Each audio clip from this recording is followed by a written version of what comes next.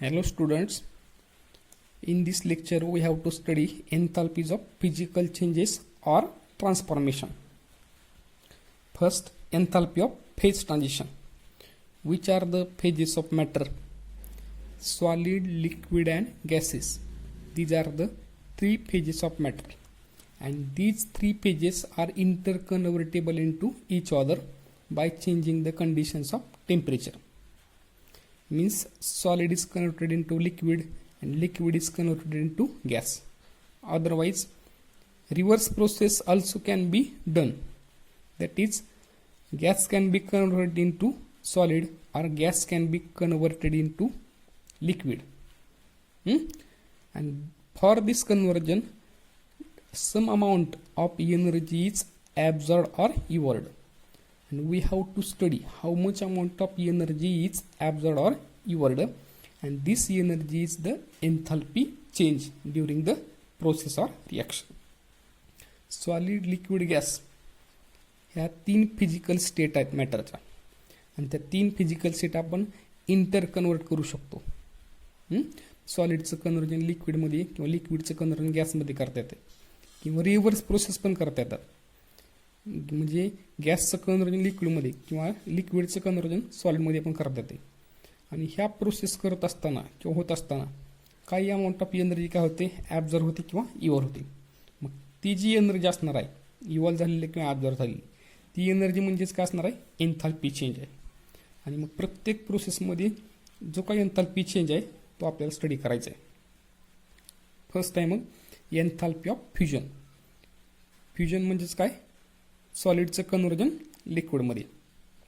Definition आणि सगळ्यात महत्त्वाचं, आपण जी काय कन्वर्जन करणार आहोत त्या ठिकाणी जो सबस्टन्स घेणार आहोत तो सबस्टन्स कसा घ्यायचा आहे, स्टँडर्ड घ्यायचा आहे.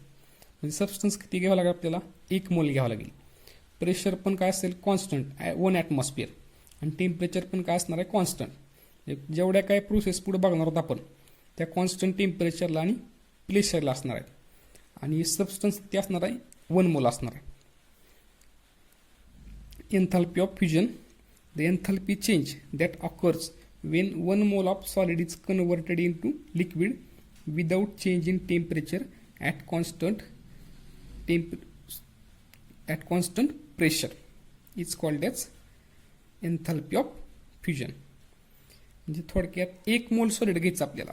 1 मोल सॉलिडचं कन्वर्जन लिक्विडमध्ये करण्यासाठी जेवढी काही एनर्जी लागणार आहे ती एनर्जी म्हणजे काय असणार आहे, एन्थाल्पी चेंज आहे.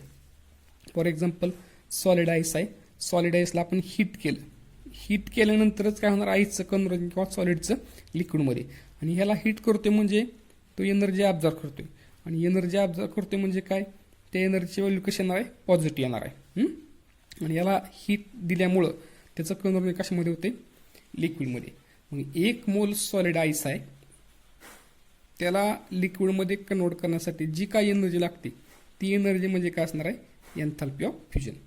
रिॲक्शन दाखवल्या मग आपल्याला H2O solid it give H2O liquid आणि enthalpy of fusion is plus 6.01 kilojoule per mole at 0 degree Celsius. आणि ही रिॲक्शन काय इंडिकेट करते, पुढे सांगितले फक्त. When one mole of solid ice melts at 0 degree Celsius and 1 atmospheric pressure, the change in enthalpy 6.01 kilojoule. ज्यावेळेस 1 मोल solid ice melt होतोय 0 degree Celsius आणि 1 ॲटमॉस्फिअर प्रेशरला, तो चेंज होताना म्हणजे ही प्रोसेस होताना एन्थाल्पीचा चेंज किती असणार आहे, 6.01. Or same amount of heat is absorb by the ice during the process. किंवा आपण असे म्हणू शकतो, आता प्लस व्हॅल्यू आहे एनर्जीची, ह्याचा अर्थ हीट काय झाली, ॲब्झॉर्ब झाली. 1 मोल सॉलिड आईसला लिक्विडमध्ये कन्वर्जन करण्यासाठी किंवा लिक्विडमध्ये कन्वर्जन होत असताना 6.01 किलोजूल ऑफ हीट काय होते, ॲब्झॉर्ब होते. सेम अमाऊंट म्हणजे काय, 6.01 kilojoule of heat is absorb by the ice. येते लक्षात. हे झालं एन्थाल्पी ऑफ फ्युजन.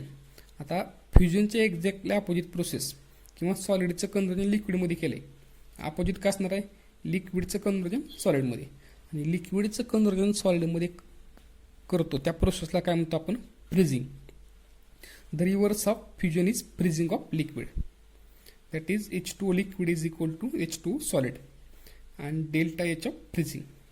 आता डेल्टा एच ऑफ फ्युजन याला जी काही एनर्जी लागणार आहे तेच अमाऊंट फक्त असेल, मॅग्निट्यूड सेम असेल, फक्त साईन काय असेल अपोजिट असेल.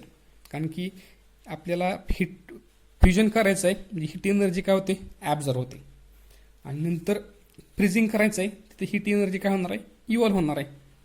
याच्यामुळे साईन काय येते मायनस. दस Wien 1 mole of liquid water freezes at 0 degree Celsius 6.01 kilojoule of heat is release or evolved. ज्यावेळेस 1 मोल लिक्विड आहे वॉटर आहे, 1 मोल लिक्विड वॉटर फ्रीज होते किंवा त्याचं कन्व्हर्जन सॉलिडमध्ये होते त्यावेळेस 6.01 किलोजूल हीट काय होते रिलीज होते किंवा ॲब्झॉर्ब होते.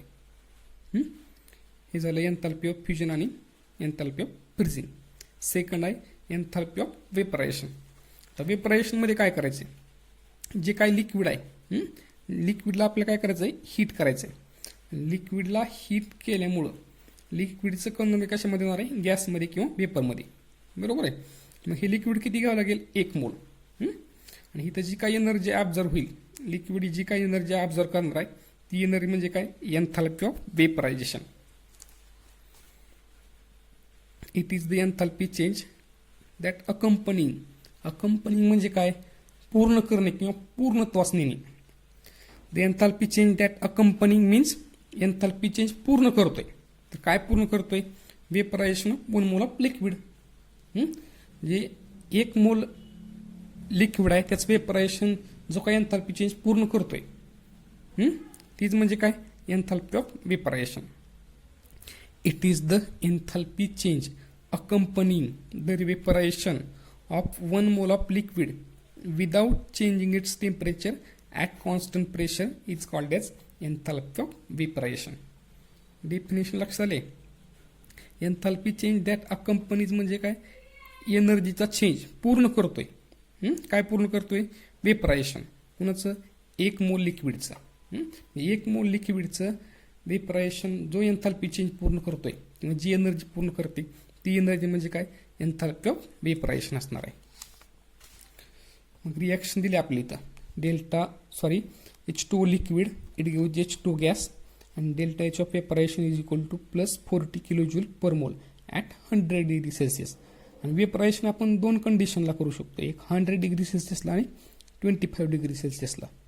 नंतर H2O liquid H2 gas delta H of vaporisation is equal to +44 kilojoule per mole. हे दोन्ही पण एक्झाम्पल किंवा रिॲक्शन वेपरायझेशनचे आहेत. फक्त एकदा टेम्परेचर 100 डिग्री सेल्सिअस आणि एकदा 25 डिग्री सेल्सिअस आहे. आता हे रिॲक्शन काय इंडिकेट करते ते खाली सांगायचे. When 1 mole of water is वेपराइज्ड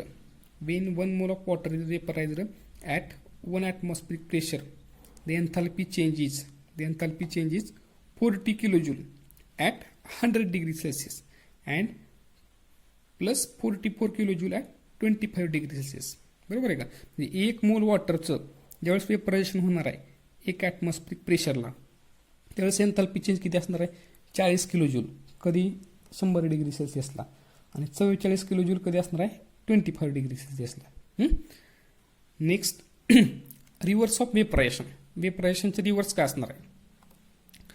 वेपरचं conversion कशामध्ये करायचं आपल्याला परत आणखी कशामध्ये तर लिक्विडमध्ये करायचं आहे. The reverse of vaporisation is condensation of vapour which is accompanied with evolution of heat. म्हणजे वेपरायझेशनमध्ये हीट काय झाली होती ॲब्झॉर्ब झाली होती आणि कंडेन्सेशनमध्ये हीट काय होणार आहे इव्हॉल्व होते. एक्झॅक्टली अपोजिट प्रोसेस आहे.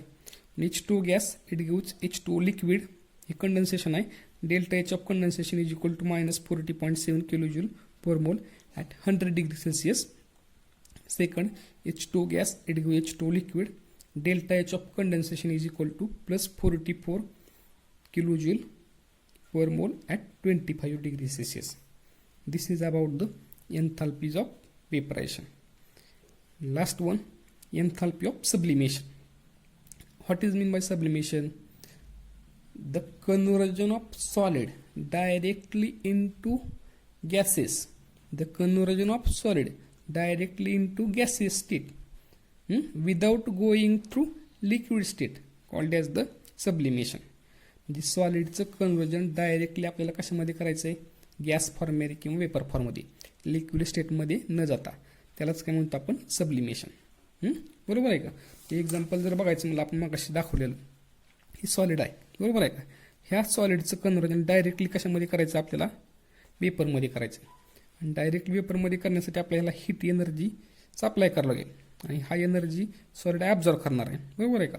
आणि जी काय हीट एनर्जी ॲब्झॉर्ब करतोय त्याची व्हॅल्यू काय असणार आहे, पॉझिटिव्ह. लक्षात आलंय. डेफिनेशन बघा.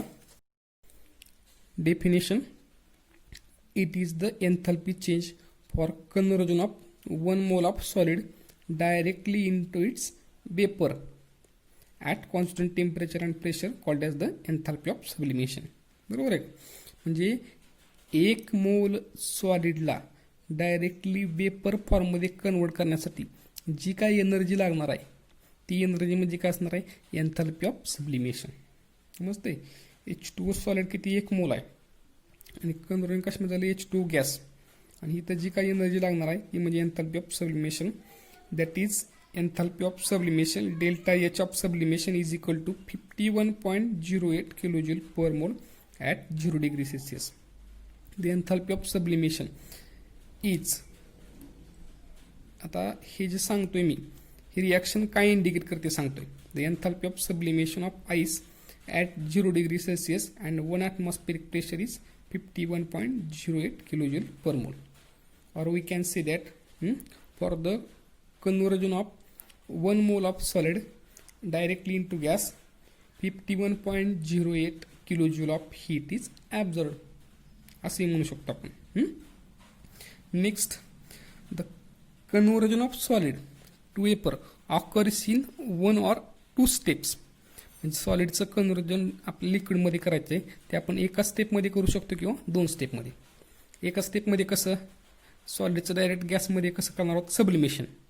आणि 2 स्टेपमध्ये कसं करणार आहोत, तर अगोदर सॉलिडचं लिक्विड करायचं आणि लिक्विडचं काय करायचं आहे, gas. Conversion of solid vapour occurs in 1 or 2 steps. First is the, तर 2 स्टेपमध्ये कसं असेल, first is the melting of solid into liquid and second is its vaporisation. Second काय असणार आहे, वेपरायशन असणार आहे. मग आता इथं ह्या दोन्ही वेमध्ये एन्थॅल्पी चेंज कसा असणार आहे. The एन्थॅल्पी change is same for the 2 ways because the एन्थॅल्पी is the state function.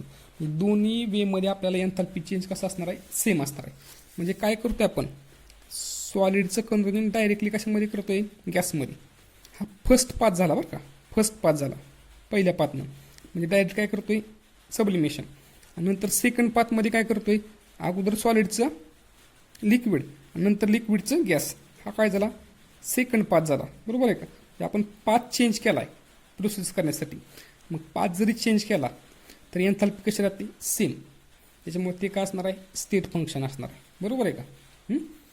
आणि ही व्हॅल्यू म्हणजे इथून इथपर्यंत जाण्यासाठी जी काही एनर्जी लागणार आहे ती एनर्जी पुन्हा इतकी असेल, ह्या 2 प्रोसेस इतकी असणार आहे. ते पुढे बघूया आपण. The एन्थॅल्पी change for the 2 ways or 2 processes किंवा 2 paths is same because एन्थॅल्पी is state function. At 0 degree Celsius H2O solid it gives H2O liquid, that is enthalpy of fusion is 6.01 kilojoule per mole, and H2O liquid it gives H2O gas, that is enthalpy of vaporization is equal to 45.07 kilojoule per mole. आता ह्या 2 रिॲक्शनची addition करायची आहे. 2 रिॲक्शनची addition केल्यानंतर काय होणार आहे, H2O solid as it is, H2O liquid आणि H2O liquid काय होणार आहे, कॅन्सल होत आहे, कळतंय. आणि नंतर H2O गॅस पण काय असणार आहे, ॲज इट इज येणार आहे. आणि परत रिॲक्शनचे ॲडिशन करताना आपण पुढे एन्थॅल्पीचे ॲडिशन करावं लागणार आहे. समजतंय. परत एकदा सांगतोय, दोन्ही रिॲक्शनचे ॲडिशन करायचे आहे. H2O solid as it is येणार आहे, लिक्विड घेतलं खाली तर आणि परत हे पण लिक्विड पुढं आलं, हे दोन्ही काय होते, कॅन्सल. आणि परत फक्त काय राहतं, H2O गॅस. H2O सॉलिडचं कन्वर्जन गॅसमध्ये केले. ही प्रोसेस काय तर सब्लिमेशन आहे. Delta H of sublimation is equal to 51.08 kilojoule per mole. म्हणजे ह्या दोन प्रोसेसची सम म्हणजेच काय सबलिमेशन आहे. आणि ती एनर्जी किती आहे 51.08 आहे. आणि आपण एन्थाल्पी ऑफ सबलिमेशनमध्ये पण बघितलं होतं, बरोबर आहे. एन्थाल्पी ऑफ सबलिमेशन पण किती आली होती मग असे बघितलं होतं की इथं delta H of sublimation is equal to 51.08 kilo joule. आणि दोन्ही प्रोसेसचे ॲडिशन केली आहे. ॲडिशन केल्यानंतर पण एनर्जी किती येते 51.08, बरोबर आहे का. म्हणजे आपण डायरेक्टली सॉलिडचं कन्व्हर्जन गॅसमध्ये केलं एनर्जी 51.08 लागते. आणि 2 स्टेपमध्ये केलं सॉलिडचं लिक्विडचं गॅस, तिथं पण एनर्जी किती लागते 51.08 किलो जूल. लक्षात येते. त्याच्यामुळे एन्थाल्पी काय असणार आहे स्टेट फंक्शन असणार आहे. Therefore we can say that delta H of sublimation is equal to delta H of fusion plus delta H of vaporisation. आणि लास्टला आपल्याला रिप्रेझेंटेशन दिले, representing delta H of fusion, delta H of vaporisation, delta H of sublimation. हे solid आहे, इथं liquid आहे, ही gas आहे. सॉलिडचं conversion लिक्विडमध्ये केलं त्याला काय म्हणतो आपण fusion, delta H of fusion. नंतर लिक्विडचं कन्व्हर्जन गॅसमध्ये केलं आहे, ही प्रोसेस काय वेपरायशन. आणि इथं जो काही एन्थाल्पी चेंज आहे तो म्हणजे डेल्टा एच ऑफ वेपरायशन. नंतर सॉलिडचं कन्व्हर्जन गॅसमध्ये केलं, प्रोसेस कोणते सबलिमेशन. आणि तिथं एन्थाल्पी चेंज काय असणार आहे डेल्टा एच ऑफ सबलिमेशन, बरोबर आहे. मग आता हा जो चेंज आहे delta H of sublimation is equal to काय असणार आहे delta H of fusion plus delta H of vaporisation. Okay.